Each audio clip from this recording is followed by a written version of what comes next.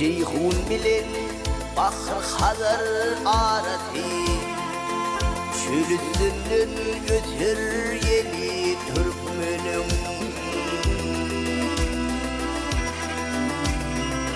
Gülgün çöti kara gözüm karası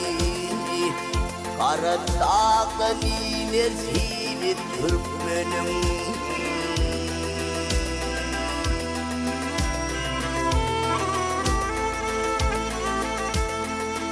Köngüller, yürekler bir bolup başlar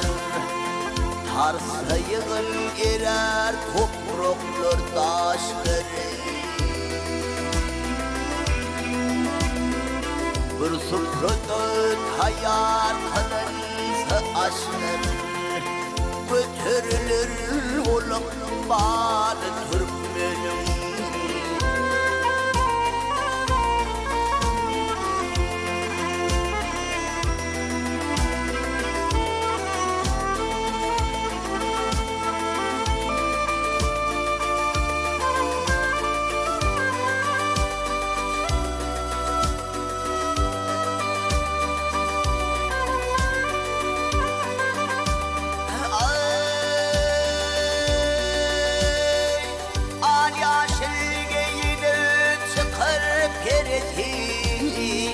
Hüküyüp var kurur anlarım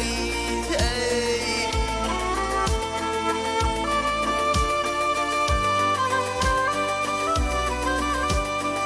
Belkır ak haklar yurdum yeyesi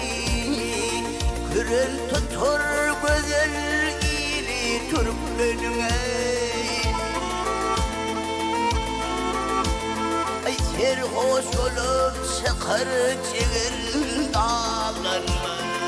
Dağları siler yolu bağlarımı Gözüm gayrı gitmez, kömür eğlenmez Baktım bulu sözler teli Türkmenim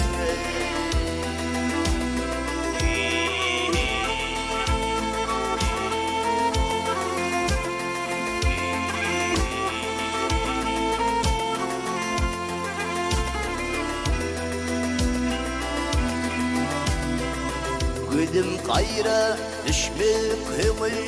evlenmez Altın bulu sözler teli Türkmenim